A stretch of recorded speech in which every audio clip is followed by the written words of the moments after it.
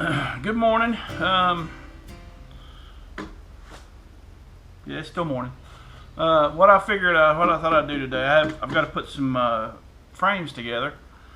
I've gotten to where I like having the frames with a starter strip in them. That way the bees can draw out natural comb, but it also gives them a place to start. Kind of keeps them in line, I guess you could say. So last year, while I was putting together a lot of frames, I threw together this little frame jig, and I really like jigs of really any kind. If a jig is going to help you, go ahead and build it. But if it's going to take you longer to build the jig than it would in time that it would help you, then don't even bother with it. But this one, as you can tell, I just kind of threw it together. Yeah, I think it took me like 15 or 20 minutes to put this one together. It's not the best thing in the world because, like I said, it took me 15 or 20 minutes to put together. It's just 4 pieces of scrap tongue and groove, and the tongue and groove doesn't even make a difference. It could have been, regular 1x6s or whatever, but it's 1x6 tongue and groove. I had leftover just in the scrap pile that I had used for making a couple of doors for my son and daughter-in-law. And I drilled these holes out here on both sides. There's holes on both sides here. And then a couple of scrap pieces of, it looks like just something that I had ripped off of a piece of, I think that's 5/4. It's called 5/4 decking because it's got rounded sides on it, and it's an inch thick, so it's what they call 5/4 decking. But anyway, you could use just another, like I said, another piece of 3/4 inch 1x6 or whatever you got laying around. Just cut it down, and I think probably what I did, I'm not sure, but what I did probably is I found these, and then I drilled out the holes here to match these. So what you do is you stick these 2 pieces through the jig like this, and all this is to hold your frames still while you assemble them. And I went yesterday and got some unassembled frames. I like to assemble my own if I have the opportunity. Plus, it saves you a little bit of money. But I always start off, and this is just my preference. It doesn't matter either way. But I always start off with the tops down. And like I said, that's just my preference. I don't know why I prefer to do it that way. I think it's more because when you put them together, the tops are the widest part, so it kind of keeps it from falling around. But you just put 10 on each side. You assemble 10 frames at one time, and I can do this in about 5 minutes, a little less, 10 frames in like 5 minutes. So this is really the quickest part of assembling frames. The thing that's going to take me the longest on these frames is actually putting in the fishing line and cutting the starter strips and putting those in. Now, I also like to glue my frames when I build frames. Some people just say, put them together, staple them or nail them or whatever, and you're good. You don't have to put glue on them. Well, no, you don't have to put glue on them. I like to do it just a little bit of safety, I guess, and also to me it seems to keep them, once the glue dries, keeps them from torquing or moving around. And when it comes to gluing, I bought this a while back, and I do like this bottle because it has a precision tip on it, and it doesn't get nearly as messy. Now when I'm putting together boxes, what I do, I buy the gallon bottle of wood glue. Use whatever glue brand you like. But actually, for putting boxes together, I don't like these. This right here, it doesn't put out enough glue for me. And to be honest with you, something like this, just a dishwashing liquid bottle, is great for everyday woodworking in the shop. It's got the little flip cap, so you know you use your glue. You can close your cap. You don't have to worry about your glue setting up on you. The only bad thing about these is they're cheap. They're made to be thrown away. After several times of opening and closing this, and it'll take a little bit, but that'll break off. And then it's kind of a pain in the rear end to keep up with whenever you flip it open or have to lay it on the table, and then now you don't know where your lid is. So if you want to keep up with these, you can just get one bottle and then keep up with your lids. Take them to the shop with you. Also, another one that I found recently is this is a mayonnaise bottle. It's a squeeze mayonnaise bottle, and it's made to set upright like that, so you don't have to worry about shaking your glue down in the bottom of the thing. Only problem with this is trying to do it on something like the frames is it's not a precision tip. That right there's got a little valve in it, so you can sit there all day and it's not gonna spill out until you start squeezing it. But once you squeeze it enough for it to start coming out of that little tip there, it's too much glue for something like I'm doing today. But for putting boxes together or any other kind of woodworking where you're using glue, these are good too, and they're cheap. You don't have to. I mean, you're going to throw these kind of things away, or hopefully have them recycled. Now this bottle here that I got, even though I like it, they're like 30 bucks on Amazon. So if you don't use a lot of wood glue, then don't spend 30 bucks on something like this. Get you a small bottle of wood glue like this. They've got I guess, a precision tip. I don't really like these pull tips like this, but they're better than nothing. And you could buy one of these when you empty it. If you wanted to get a gallon jug, then refill this. But I prefer my little precision tip for gluing my frames. You just put a little dab of wood glue right there, and I mean, you're going to get probably some glue running down, especially if you put a little too much. I'm one of those people that I subscribe to the idea that you can't have too much wood glue on anything, and I know if it can make a mess. Wood glue is easy to get off of your hands, and it's easy to get off of some things. It's not so easy to get off of wood. So if you don't want to have to mess with it later on when you have it on the wood, you might want to clean it off. See, I've got some running down here. I don't really care if it's running down there or not, because the bees don't care. They're going to build comb over it once it's going to be dry when it goes into the hive. They don't care about wood glue. Doesn't bother them at all. It's not toxic, so you don't have to worry about it messing with your bees. But you just put these together, and I'll try to fast forward to do some of this so you don't have to watch me do this boring stuff.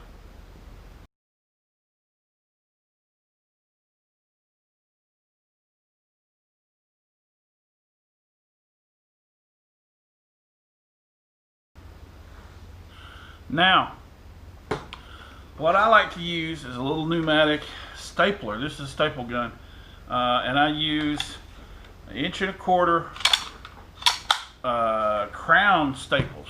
I guess that's what they call them.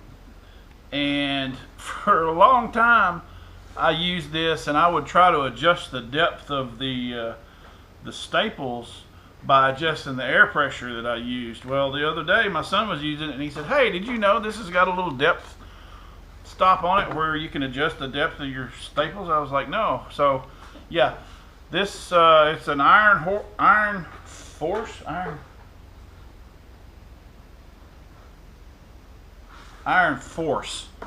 by Campbell Houseman, and I've had this for years.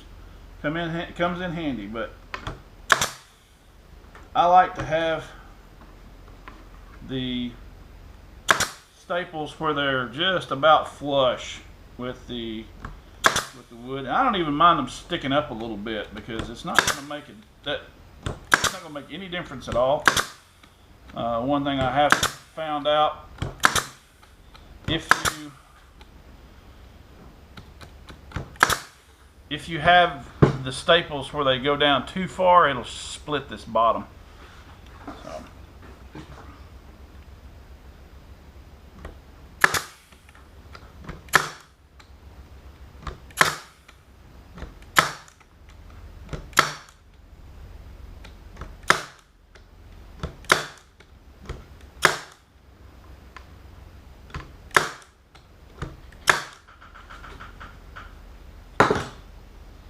Alright, that's that. Now, you just flip this thing over, and if you do it quick enough, you don't have to worry about them coming out on you. So, with that, just get them straightened up. There we go. More glue.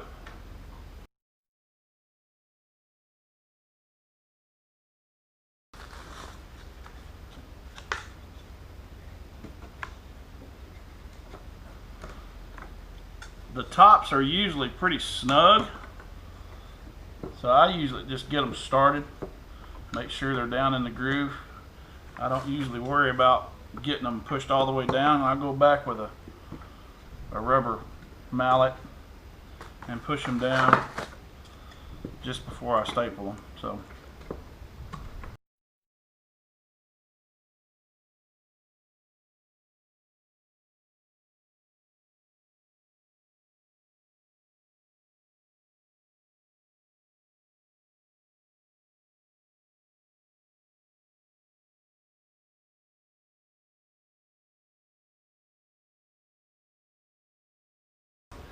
Okay, I had to wait on the air compressor to stop. So when you get them all finished like this, you just pull your pieces of board out there, and you've got all your frames. Take them out, put them to the side, and finish the rest of them. Okay, I'm kind of curious to know how long it takes me to put together 10 frames. So what I'm going to do is I'm going to set a stopwatch on my phone and show you there, and I'm going to time it from beginning to end, and you'll see exactly how long it takes to put together 10 frames like this. Here we go.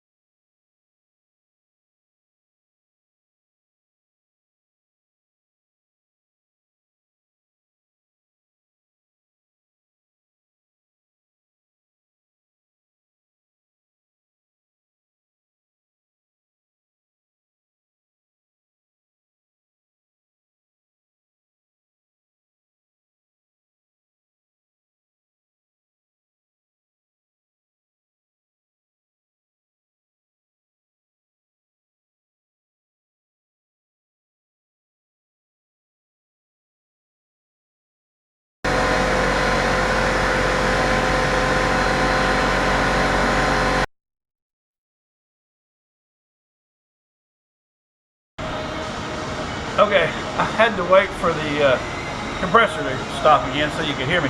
Anyway, 5 minutes and 20 seconds to do 10 frames. That ain't bad. Okay, what I'll do now, these are my starter strip frames that I'm going to use. Just assembled them. This one, the little tab already broke off on it, so I thought I'd use this one. But what I do, I take, I've got 20-pound fishing line, and I just, while I put on my readers, I just feed it through the holes.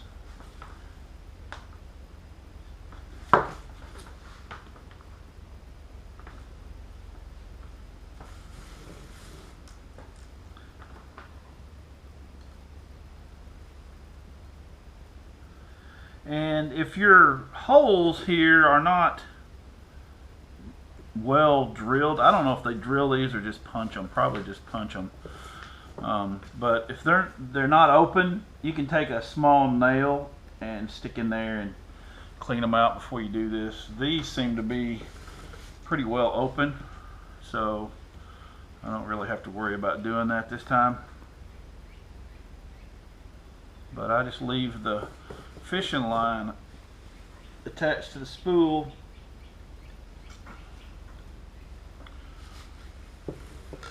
Just weave it through basically.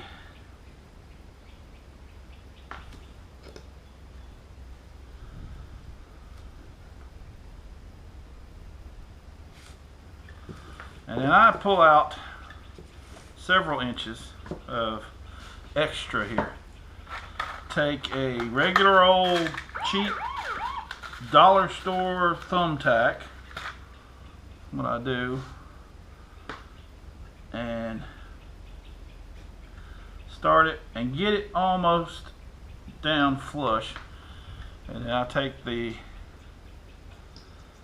I'll just wind this around there several times until I think is enough, and then I usually put this on the corner of the table so I can really drive that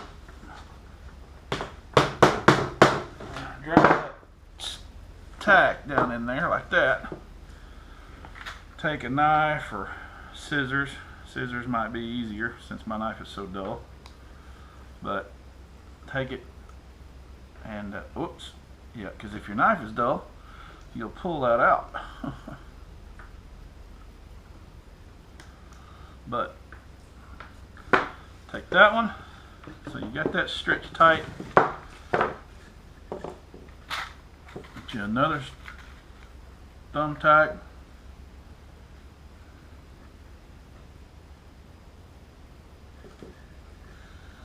Stretch it pretty tight.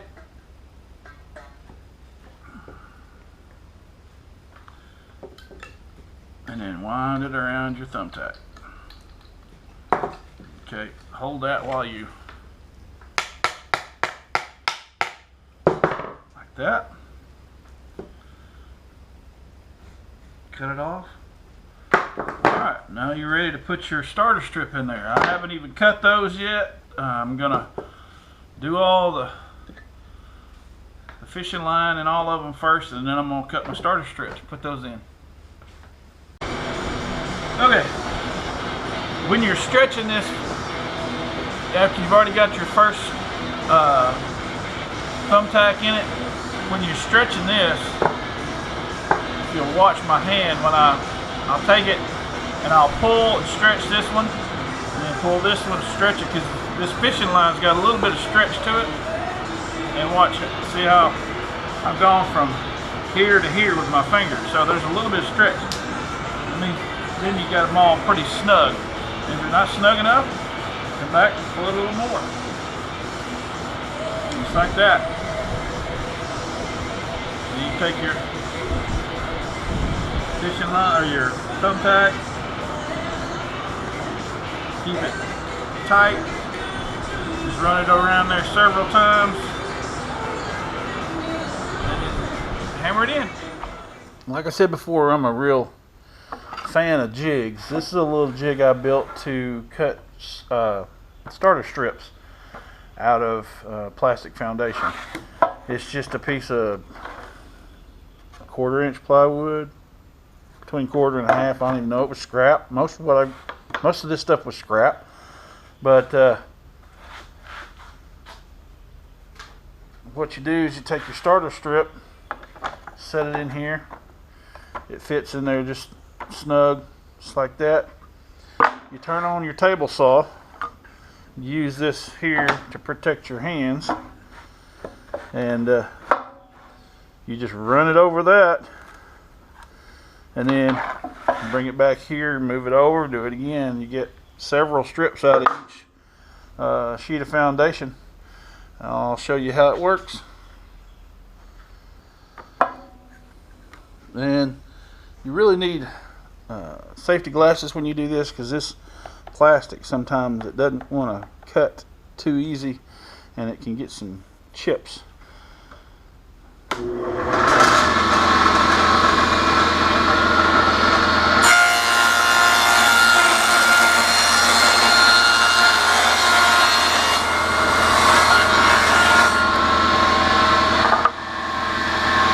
Starter strip.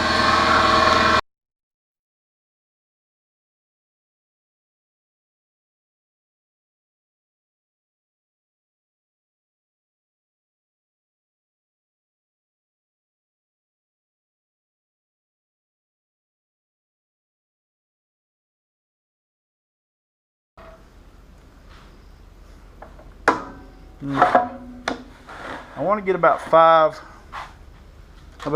out of each one. So that one was a little, these were a little small, but we'll do one more and I'll show you.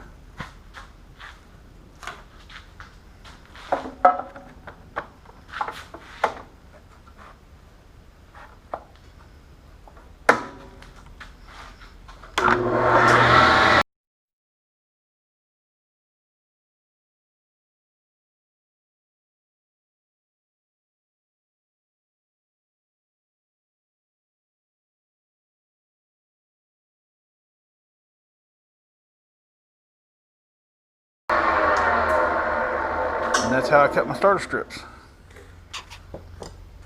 Okay, what I like to do on these is take a pocket knife or something and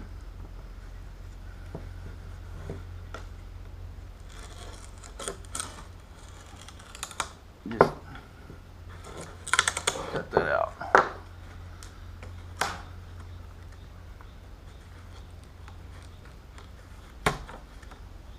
Comes out. May have to trim a little bit off inside here. Take your starter strip,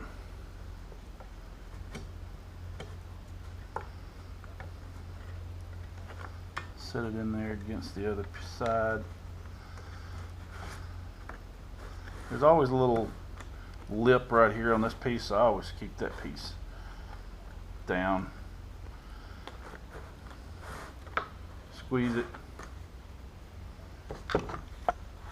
and then you, see if I can get it work. You can see if I can do this left-handed or not, but you nail at an angle. Make sure you go through the starter strip.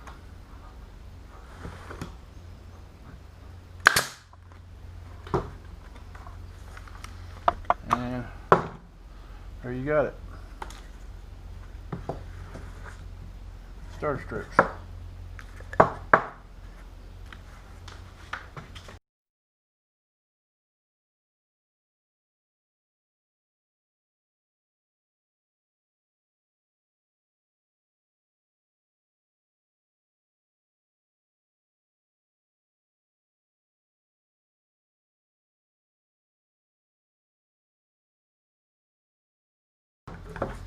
There it is. Just have to do that about 50 more times.